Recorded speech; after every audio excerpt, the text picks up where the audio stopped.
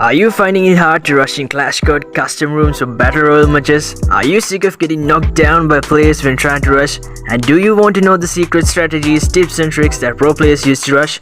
Well, you clicked on the right video, because in this video, I'm gonna cover topics such as how to rush and how to create a rush plan, when to rush and when not to rush, mistakes that players do when rushing, and the best characters and the guns to use when rushing in Free Fire. But before that, first let's see what is meant by rushing in Free Fire. What rushing in Free Fire basically means is when you or your squad are going into an enemy's territory and eliminating them out. But before we learn how to rush, first we need to know when to rush and when not to rush. Before rushing, first you need to see whether you have the necessary things such as enough glue walls, enough HP, helmets, vests, medkits, permanent or temporary covers and etc. One of the biggest mistakes that players do when rushing is that they don't make a plan before rushing. Making a plan before rushing is very important. If you're playing a solo match, you'll need to create your own plan on how to rush. But if you're playing with your squad, the team leader will have to create the plan on how to rush. Well, now you guys might ask me, Chanzo, how can I create a plan on how to rush? Well, when creating your rushing plan, try to find the safest route you or your squad could take to get into the enemy's territory. If you just rush straight into the enemy, there's a higher chance that your enemy could easily take you down with headshots. Plus, it will be easy to notice you and your squad if you're rushing straight into the enemy in an open ground. As you all know, it's always better to do a surprise attack on the enemy. This way, the enemy won't have enough time to plan on how to defend. So instead of rushing straight into the enemy, you or your squad could take a different route or routes to get into the enemy's territory. I'll get more into the rushing plan when I get to the topic of how to rush. Now, when you're playing with your squad, first you need to appoint a leader. If you have already appointed one, the leader will have to create the plans and give instructions to the other teammates on how and where to rush. The other teammates can get different roles according to their skills, such as rusher, sniper, flanker, medic, helper, grenade expert and etc. Now, team coordination is also very important when rushing. If you and your teammates don't talk to each other in the match, it will be very hard to create a good rushing plan. So always try to talk with your teammates and follow the leader's instructions. Now, before rushing, you'll need to know what are the best guns and characters to use when rushing. When talking about rushing, most of the time the rusher or the rushers will have to have good close range guns such as SMGs and shotguns. If you carry the wrong set of guns, the enemy side could have a better advantage in the fight. So when choosing the guns for rushing, try to choose the guns that have a high rate of fire and can do decent amounts of damage. For SMGs, the best guns that I recommend are the MP40, the MP5, Double Vector and the UMP. For shotguns, the best guns that I recommend are the M1887 and the Mag 7. Now let's see what are the best characters to use when rushing. Number 1. Skylar. Skylar can unleash a supersonic wave that can damage up to 5 glue walls within 100 meters. Also, each glue wall deployed will result in increasing HP recovery beginning from 9 points. These two skills can be very important for rushers, so I highly recommend at least one of your squad mates to use Skylar. If multiple teammates have the Skylar character, make sure that you all don't use the skill at once. That's because if all of you use the Skylar character at once to break the enemy's glue wall, the enemy could place another glue wall. But you and your teammates will have to wait for Skylar's skill to reset. So as I said earlier, make sure that you have a good team coordination. The next active character that I would recommend is Wukong. This character can be very useful for those who do solo rushing because Wukong's skill can get refreshed as soon as you knock down an enemy. The next character that I would recommend is the Hayato character. That's because with every 10% decrease in maximum HP, armor penetration increases by 10%. Tracking can play a very important part when rushing down an enemy. That's because if you know the enemy's location, it will be easy to plan and attack that enemy. So I highly recommend at least one of your teammates to use the Moko character. Movement speed also plays a huge role when rushing, so I recommend that you guys use the Kelly character because Kelly's skill increases the movement speed by 6%. Two other characters that I would recommend are Jota and Luceta. Now let's get on to the topic of how to rush. Let's take this situation as an example. The enemy squad that you want to rush are camping in this house.